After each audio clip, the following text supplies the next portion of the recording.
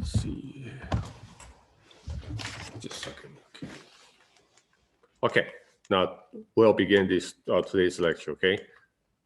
Hold on just a second.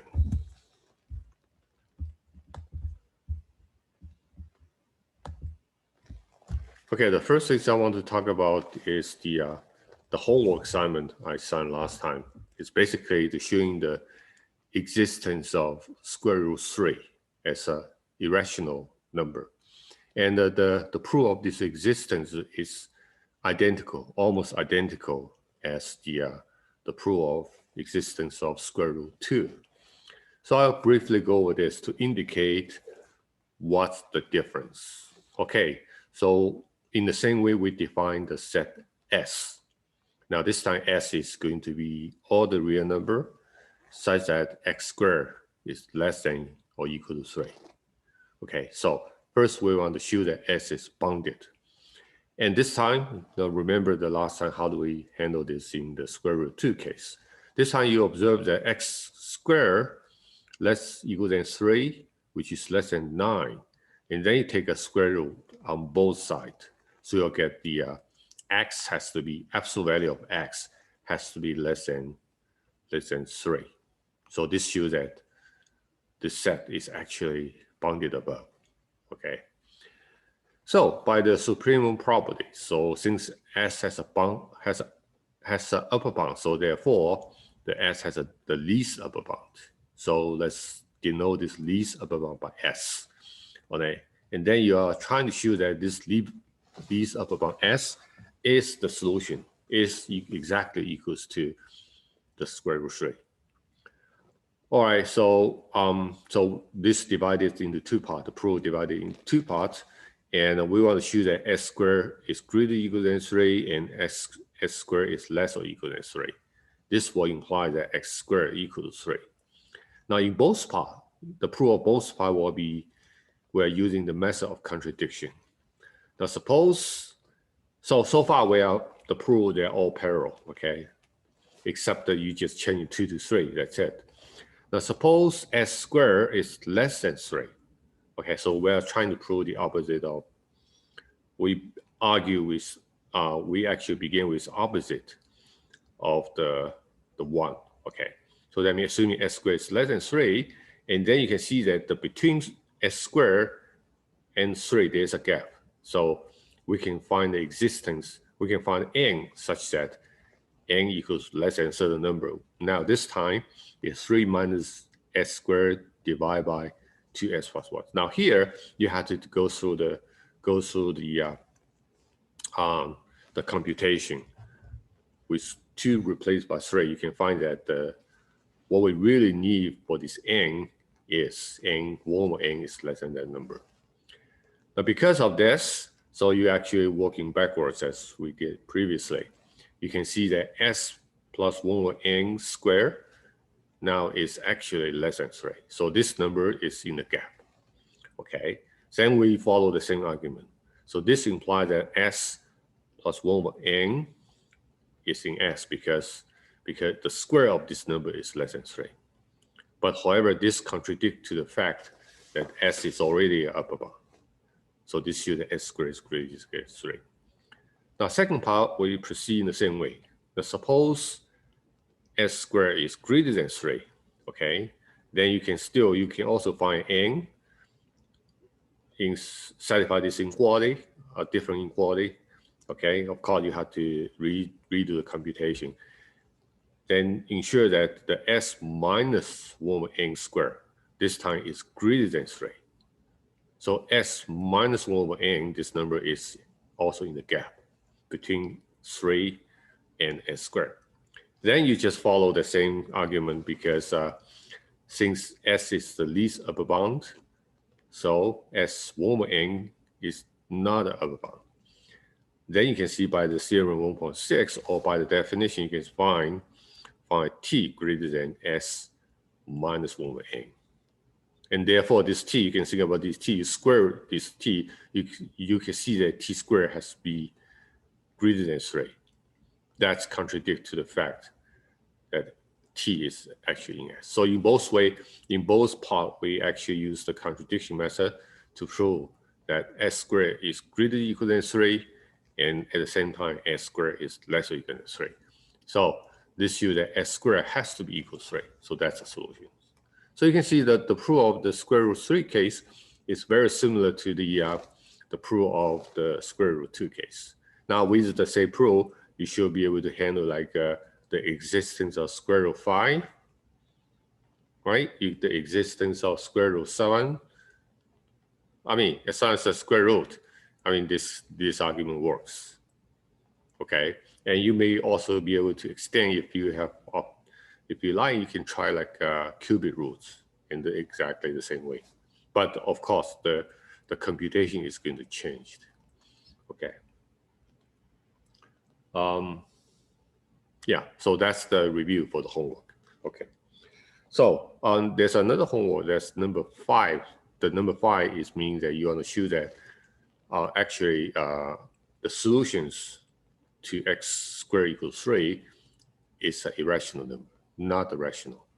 But however, the number 5 belongs to the math 415 problem. So it is not necessary here. If you are interested, you can do this the proof by yourself. Okay.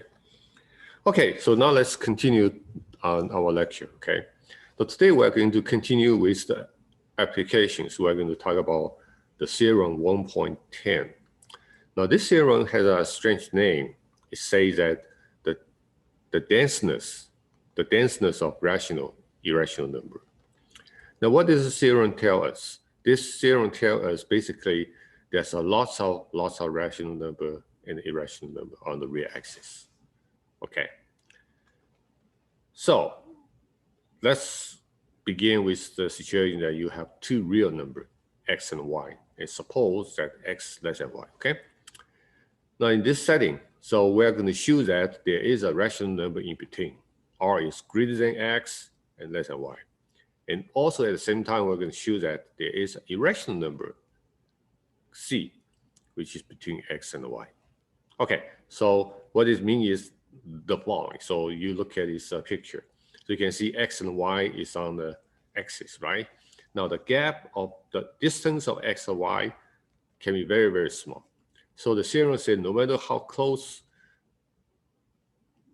how small the distance between x and y is, no matter what, no matter how small the gap is, okay, there's always rational and irrational number inside. So this theorem basically tells us that actually rational number is actually just like an irrational number, and you can this number can be found almost everywhere on the axis. Okay. Now, if there is a very interesting question. So the question is, what do you think? Compare the set of. I see now rational number is an infinite set. There's infinite number of rational set, rational number. There's no problem with this, right? But we see very little irrational number. Like now, how do you describe irrational number? Well, you can say that the infinite decimal, right? But in the reality, the irrational number we use like the pi is an irrational number. The square root 2 is, square root 3 is, right? But we don't see a lot of irrational number. But actually the fact is there's some more irrational numbers than the rational number. Okay, we cannot show this fact in this class, okay? But if you want to continue on to the other high level classes, then there's a proof about how do you compare irrational and rational. Okay. All right, so this is basically our today's main goal, trying to show this theorem. Okay, so let's begin to some thinking how we can prove these things. Okay, now the proof is based on a very simple idea. Okay, so let's extend this axis. Okay, it's longer line. So suppose you have the x and y sitting on the axis. So there's a distance between x and y, right? Now, the first thing I'm going to measure the gap, measure the x and y. So this number can be small, right? Can be very small. It doesn't matter. So what I'm trying to do is I'll choose an integer n and choose an integer n so that 1 over n is less than the gap, y minus x. Okay, y minus x is very small, but however, the Archimedean's property tell us that actually you can always find the 1 over n such that less than this gap. Okay, now here is important that you have to make sure that 1 over n is is strictly less than y minus x. Okay. Any comments? Any problems? Okay, so there's a student still having problems with the proof of square root 3. The proof is basically the same as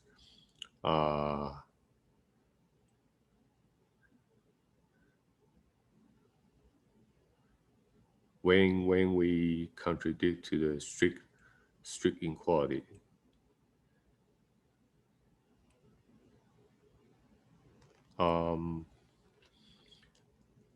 So the problem is the proof is basically s squared greater than 3. Okay, so let's go back to this, okay? So let's go back to the previous page probably. So let's, so I'm going to re-explain this a little bit more.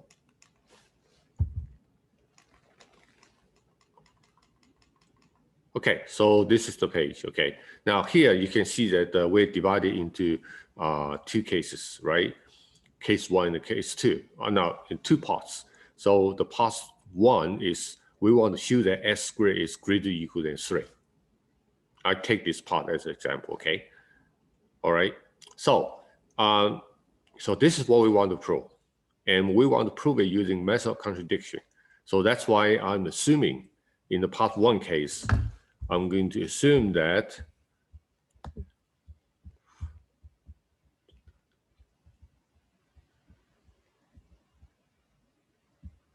hold on. Okay, yeah, you have to understand this argument further. Okay, so basically s squared is greater or equal than 3.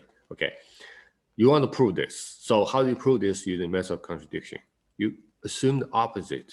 The s squared is less than 3, assuming this. Okay, now you're going to get a contradiction.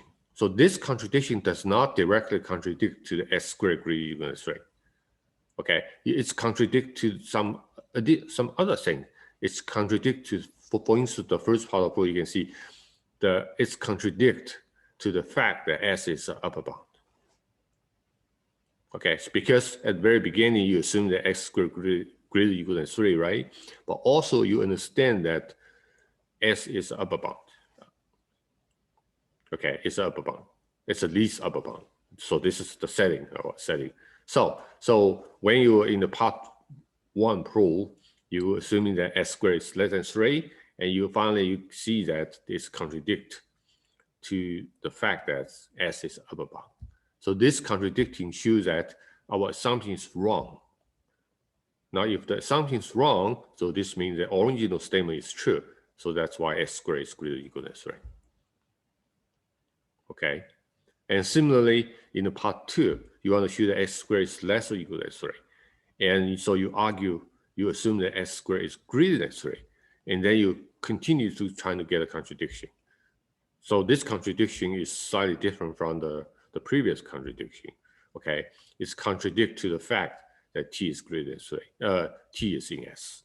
So this contradiction shows that s squared greater than 3 is incorrect. So that's why the original statement is correct.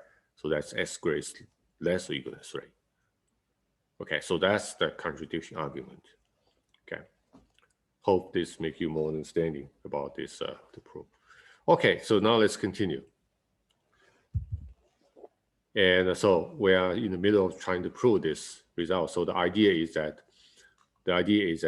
you're giving me x and y. So there's a small gap in between, and you measure the gap and you choose out integer n so that 1 over n is less than y minus x, strictly less than that.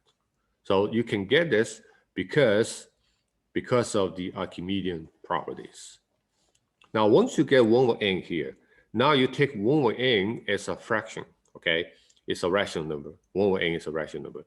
And you begin to double it, triple it, okay, by times 2 to it, like from 1 over n to 2 over n, then from 2 over n to 3 over n, and so on. So you continue this way, so you get a you get a sequence of rational points in axis. And if you look at these points carefully, you can see that because 1 over n is smaller than the gap, so you believe that there are at least one point of the sequence will be inside, in between x and y. Okay, because this 1 over n is smaller than this gap, and this is going to happen. Okay, and maybe there are two. It depends on how small the 1 over n is. Maybe there will be 2 or 3, even more. But we need at least one. So as long as 1 over n is strictly less than 1 minus x, then one of the number of this fraction, which maybe is m over n, will be in between x and y. Okay, and so this the number will satisfy the requirement in the theorem. And m over n, obviously, this is what? This is a rational number. Okay, so this is the idea. So here I'm going to put this idea into work. Okay, I'm going to write down a proof of it. Okay. All right, so the proof part A. So I'll come back to the part B later, okay? Okay, now first, you can see that the corollary B, A, 1.8b, or you can say that it's just because of the Archimedean properties. So there is an n satisfy this inequality. 1 over n is strictly less than 1 minus x, okay? And now, so this is the situation here. Now, what we're going to do is, so I begin to multiply another integer to this fraction, okay? So here I'm going to use the Archimedean property again.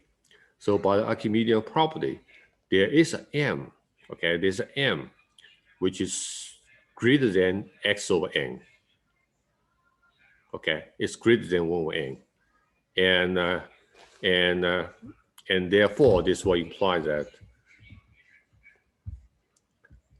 Hold on, just.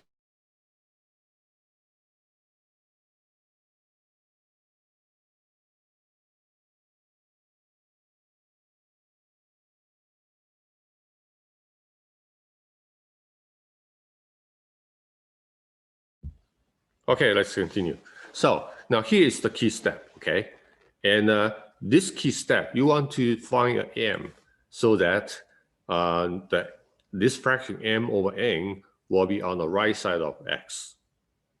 Okay, you multiply m, large enough, then this is going to happen, okay? But this existence of m can be handled by using the Archimedean property, because by the Archimedean property, if you give me a real number, you can always find integer greater than that. Now I take that real number to be just x times n, to be the real number. That's the number in the Archimedean property. Then the property says that there is an m integer greater than that number, right? So this shows that there's an m satisfy this inequality. So therefore, if I divide the n, then you can immediately see that x is less than m over n, okay? Now, this is not enough. This is showing that I have a fraction. M over n is on the right side of x. But however, how do you know this fraction will be inside x and y? So here, what we're going to do in the next step is to choose hold on just a second. I'm going to choose the smallest m. Okay, choose the smallest m so that happens. So you can see there's lots of m satisfy the previous inequality. So I can always choose. So m is integer. So I'll be able to maybe go through a finite number of steps. I can pick the smallest m to make this happen. Now, if m is the smallest one to satisfy this inequality, then m minus 1 is not going to satisfy this inequality. So instead, m minus 1 over n will be less or equal to x. Okay? So this is the key step, choosing the smallest m to make this happen. And then we're going to claim that this fraction is not only greater than x, but also less than y. So therefore, this fraction can be the irrational number, satisfy the requirement of the theorem. Okay. So here, so at this way, after the claim, so we're claiming that this is true. If I can show this is true, then the part A is proven, right? Now, in order to prove this claim, I need to use the method of contradiction. Okay, so this is the proof inside the proof. So now I'm going to prove that m over n is less than y. Okay, so assume the opposite. Okay, so here m over n is supposed to be inside. Suppose that m over n is not less than y. Instead, it is greater than or equal to y. Okay, and then you can see the following will happen. So we know that m minus 1 over n is on the left side of x. And now, by assuming m over n is greater or equal than y, then this fraction itself will be on the right side of x, or right side of y. Okay, and now you see the difference. You think about difference, x and y. Y minus x is in the middle. So this distance should be smaller than the distance between these two numbers. That's m over n minus 1 over n. And the subtraction of these two fractions give you exactly 1 over n. And this will give you the contradiction because previously, when we choose the n, we assume that 1 over n is less than y over n, y over y minus x. And now, it turns out that y minus x is actually less or equal than 1 over n. So these two things are contradict to each other, okay? So that's contradict to the initial setting. So therefore, the m over n is less than y. So the claim holds. Because of this claim, so therefore we can see that this I can choose r equal to this m over n, which is the rational number between x and y. So that's the proof of part A. All right. Any questions? So the idea of this proof is very simple. And here, so in this writing, I just use this idea. You put this into the, well, you have to use some argument to make it to be a proof. Okay. Now this proof is very important. Actually, there's something we can think a little bit further. Okay. So in this argument, if you look at the red area, okay, so that's the key steps. So by the Archimedean property, there is an m to make this happen. Okay, now this argument will allow us, we can use this argument in somewhere else to get something else. I'll give you an example. Now in the last lecture, actually we talk about a theorem, right? A related theorem. It says that for every x in R, there is a rational Rx such that x is less than Rx, right? Remember this. Now at that, in the last time, we actually used exactly the same argument, okay, the Archimedean argument, and to give a proof of this. Okay, well, so this one can be proved using the Archimedean argument. There's no problem. Here, what I'm trying to indicate that this new result, okay, this result can be handled directly from the Archimedean theorem. That means once you got Archimedean theorem, you can, from the theorem, you can directly prove this without going through this process. Without going through this process, okay? So this is I'm trying to show you how. Okay, so what you need to do is you're trying to show there's a fraction is greater than x, right? So that's all we have to say. Okay, what you do is you pick any integer n, okay? You pick any integer, and then you use Archimedean property. So now you are not going through the Archimedean property proofs, okay? You're not going through the same proof. You just use this result, conclusion from Archimedean property. Then there is an m is greater than x over n. So this is claimed by the Archimedean property, okay? And then from there, you can divide by n. You can immediately get x is less than m over n. So you can see that using today's argument, I can give a proof of this result directly from Archimedean properties. Okay, so that's why it's something you need to pay attention. It's also important. Okay. Okay, so now let's look at the part B. The part B is we're trying to show that there is a irrational number in between. Okay, and then the proof of existence of irrational number is very different. So we want to change the part B case into, reduce this case into the part A. Okay, reduce it. Okay, we're not going through another proof. We're reduced to the previous case. Since previous case give us a irrational number, then from there I can create the existence of irrational number between x and y. Now, how we can do that? Okay, so what you do is we're not using x and y. So instead, I divide the x and y by square root 2. Okay, I purposely divide x and y by square root 2 and reconsider the number x divided by square root 2 and y divided by square root 2. So instead of consider x and y, now consider two different numbers, a pair of different numbers, x divided by square root 2 and y divided by square root 2. Okay, and for this number and for these two numbers, we know that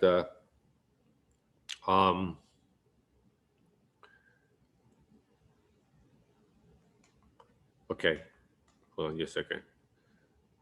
We know that the Archimedean property, I mean the proof of the result in part A, shows that there is a rational number, okay, R between this pair, right? These new pairs, okay? Then if I times the square root 2, so the existing proof is basically deduced from the part A. Part A tells us there is a rational number in between, okay? And then once I got the existence of R, then I times the square root 2 on both sides of this inequality. So you get x is less than square root 2 times R less than y, okay? And then I claim that since square root 2 times R is irrational, so we can choose C to be square root 2 and R. And this irrational number will be between x and y. So the only thing I want to point out is that y square root 2 times R is irrational. Now this is because that square root 2 is irrational and R is irrational. So therefore, you can see that the product of these two numbers will be irrational. Now here I include a small proof of this, okay, showing that square root 2 times R has to be irrational. Okay, now how did you see this? So I can again use the method of contradiction. Now let's say we know R is actually a rational number, right? So I can write the R to be m over n, okay? I can write this way. There's no problem with this. And then you can see that now, if I use the method of contradiction, so this means that I assume the product itself is rational. Okay, so if square root 2 times R is rational, then square root 2 times R will be another fraction. So this fraction is denoted by P over Q, and both P and Q are integer.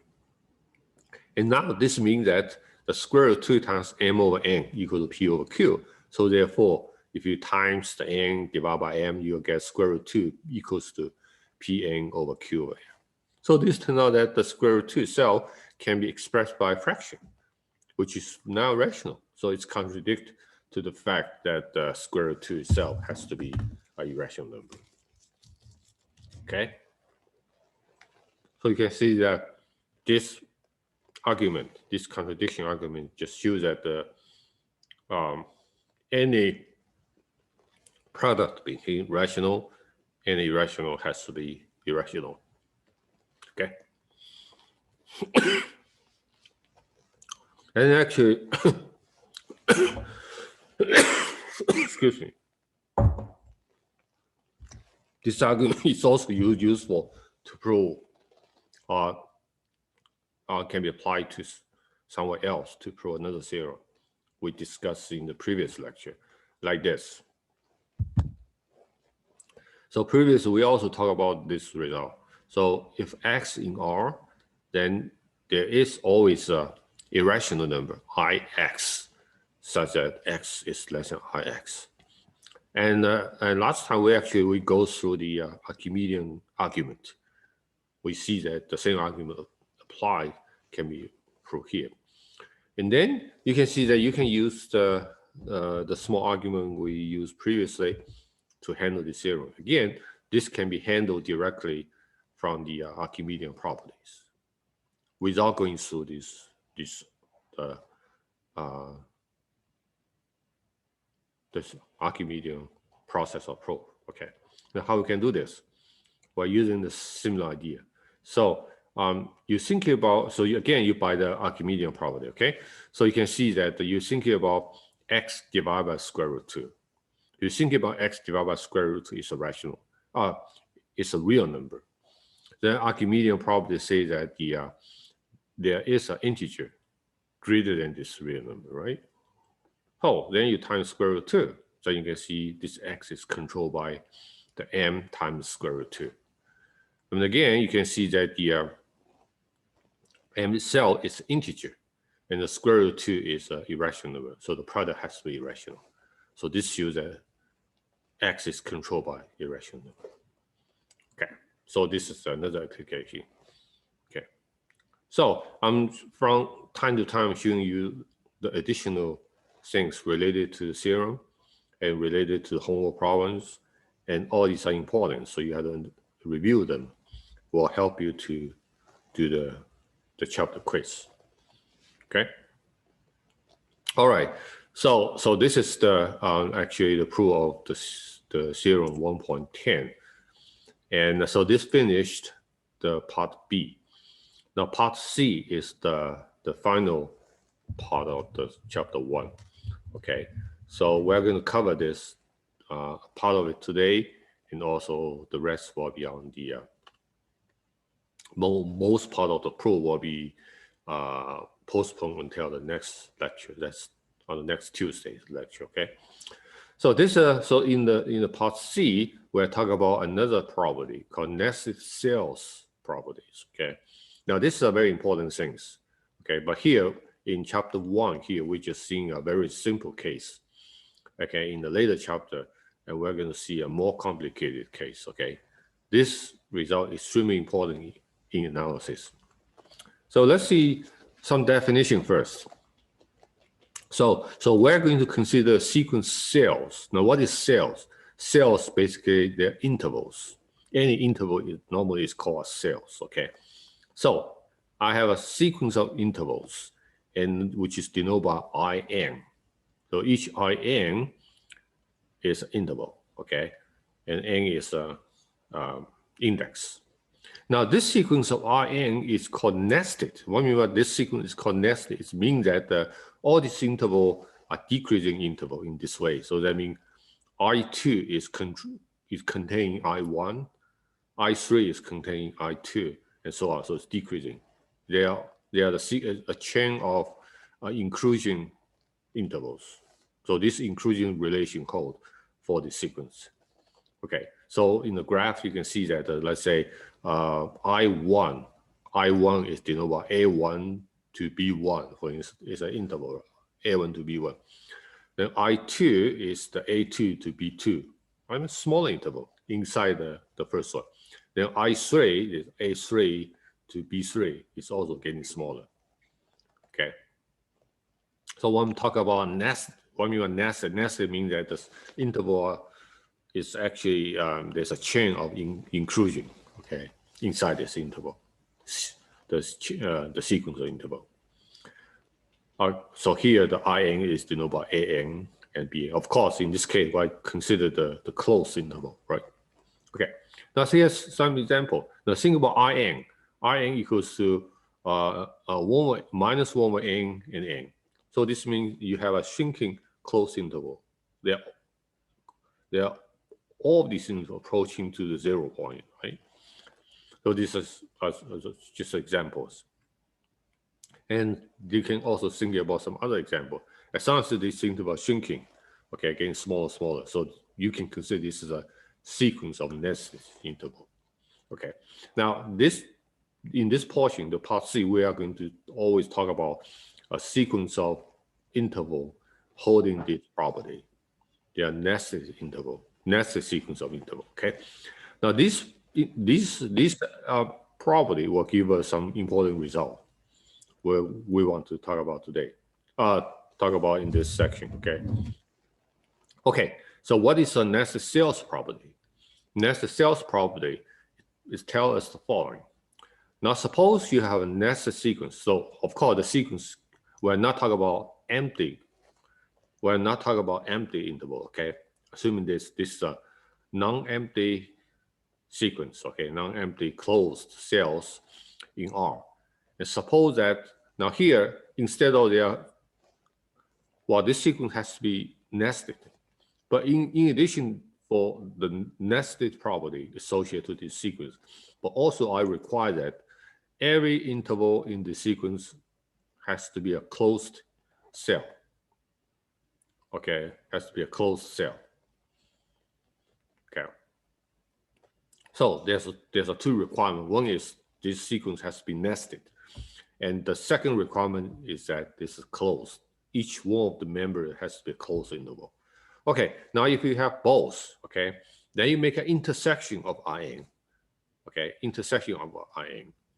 And this the property is just say that this intersection is always non-empty. It's always non-empty. You can think about some example like the previous example. Now the intersection of minus 1 over n to 1 over n. What is the intersection? It's exactly precisely equal to 0. Just one point inside this intersection. If you draw some picture, you can see this immediately.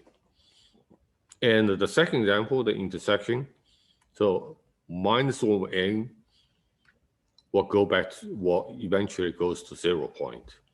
Then 1 over 1 over n, as n increase, so this will goes to 1.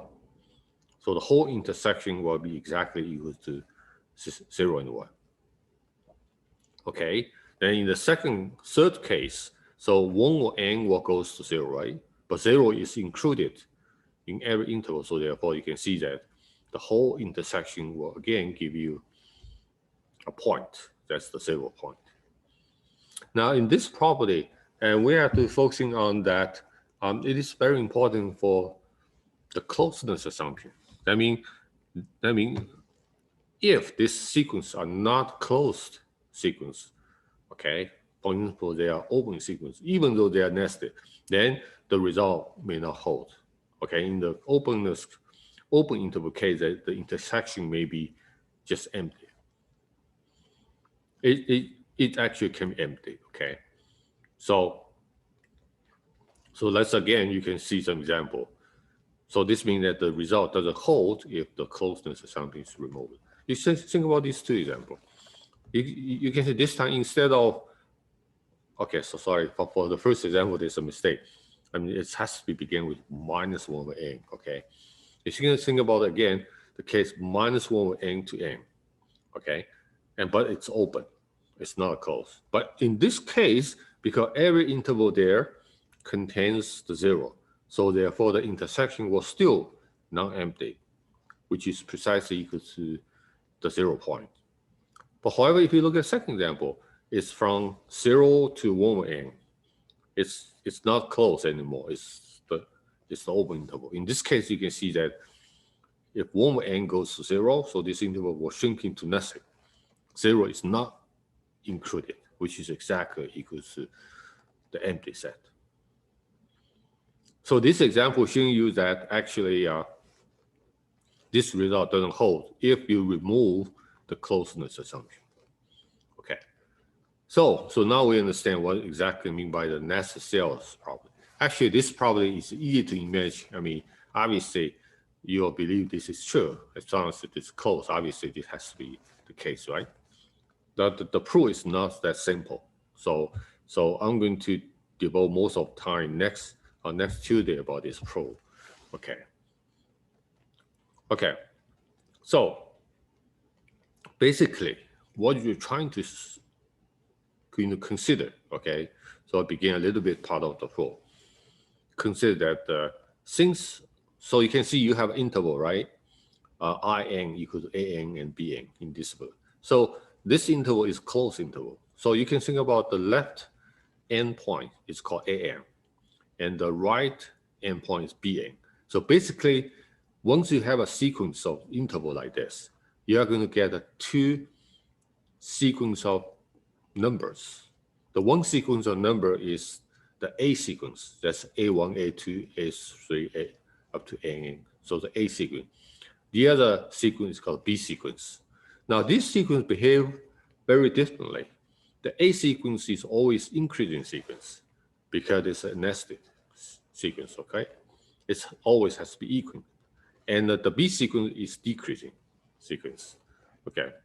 Now, so you have two different sequences here. One is increasing, the other one decreasing. Then with some argument, we are going to show that this sequence has to be approached to something. And something will be in between all these intervals. So this is the argument of proof. And we're going to show you the proof next time. Okay. So today, I think you have to spend more time working on the denseness properties. Okay. Think about the argument and the related examples. Okay. So that's it for today. So do you have any questions? So I suggest that in addition to to review today's lecture, also you spend some time review for the chapter quiz. Okay. So let me. Is there homework for today? I will say that there's no homework because I mean the only homework is the number 5, and it doesn't matter if you do this or not because it's belong. We actually talk about the proof already, so don't worry about it. The main thing is focusing on the denseness property. Okay. Okay, thank you. Right. Okay, that's it for today. Okay, I'm going to make the lecture available in 30 minutes, right? Then after that, we're going to have the office hour. Okay, bye-bye.